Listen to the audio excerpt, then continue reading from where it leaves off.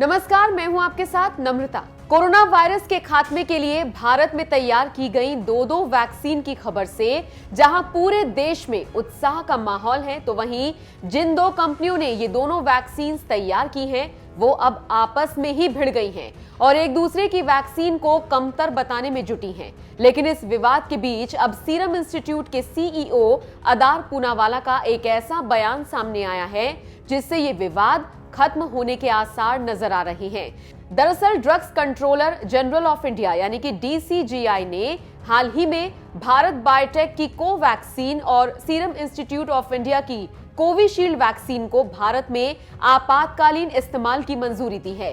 सरकार से मंजूरी मिलने के बाद कोविशील्ड वैक्सीन तैयार करने वाली सीरम इंस्टीट्यूट के सीईओ अदार पूनावाला ने हाल ही में एक इंटरव्यू में भारत बायोटेक की वैक्सीन पर सवाल उठाते हुए उसे सरकार से मिली मंजूरी पर भी आपत्ति जताई थी और कहा था, अब तक सिर्फ फाइजर, मॉडर्ना और ऑक्सफर्ड एस्ट्राजेनेका की वैक्सीन की प्रभावकारिता साबित हुई है और बाकी सभी वैक्सीन सिर्फ पानी की तरह सुरक्षित हैं। अदार पूनावाला के इस बयान पर भारत बायोटेक के सीईओ कृष्णा एल्ला बेहद दुखी नजर आए और उन्होंने एसआईआई के सीईओ को जवाब देते हुए कहा, हम 200% ईमानदार क्लिनिकल ट्रायल करते हैं और उसके बाद हमें ऐसी प्रतिक्रिया मिलती है। अगर मैं गलत हूं तो मुझे बताएं।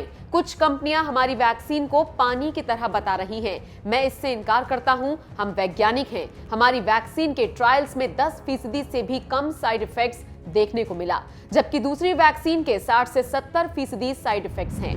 भारत बायोटेक के सीईओ की ओर से आए इस बयान के बाद विवाद बढ़ता देख एसआईआई के सीईओ अदार पूनावाला ने इस पूरे मामले पर मंगलवार को एक ट्वीट करते हुए कहा, मैं दो बातों को साफ कर देना चाहता हूं। पहला कि वैक्सीन का निर्यात किसी भी देश में किया जा सकता है और दूसरा कि भारत बायोटेक को लेकर बीते दिनों जो भी गलतफहमी हुई है उस पर एक साझा बयान जारी किया जाएगा।